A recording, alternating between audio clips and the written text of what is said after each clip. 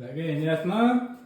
పుచ్చకాయ కట్ చేస్తున్నానండి. పుచ్చకాయ టీవీ పెట్టమంటే పుచ్చకాయ కట్ చేస్తున్నావు ఏంటి? అండి ఎంత ఎండగా ఉంది, ఎంత దారుణంగా ఉంది. వడగాలుపులు కూడా ఎక్కువ వేస్తున్నాయంట. టీ ఎందుకండి మధ్యాహ్నం చక్కగా పుచ్చకాయ కోస్తాను, పుచ్చకాయ జ్యూస్ చేసి పెడతాను.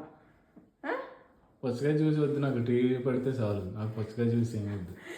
అలా కాదండి, నేను చెప్పిన మాట ఏంటంటే అది ఇంకా వేడి వచ్చేస్తుంది పొట్టలోంచి. ఇంకా బటర్ మిల్క్ అని మజ్జిగన్నా కలుపుతా, కొన్ని నిమ్మకాయ ఉప్పు కలిపిపోని.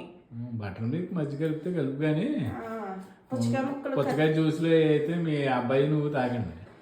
కొన్ని బనానా మిల్క్ షేక్ చేయనా? అది కూడా అడిగే, నాకేం వద్దు. నాకు టీ డ్రాప్ ఎంత పడినా టీ డ్రాప్ పడితే చాలు. ఇది బాగానే ఉందండి. మొన్న పుచ్చకాయ అయితే అస్సలు బాగాలేదు, మొన్న తెచ్చాం కదా, అది అసలు పాడైపోయింది. మీరే చూసారు కదా, కట్ చేసేస్తే స్మెల్ వచ్చేసింది రేఖ అన్నారు కదా. ఇగో ఇది అయితే ఇప్పుడు బాగానే ఉందండి. కట్ చేస్తాను ముక్కలు.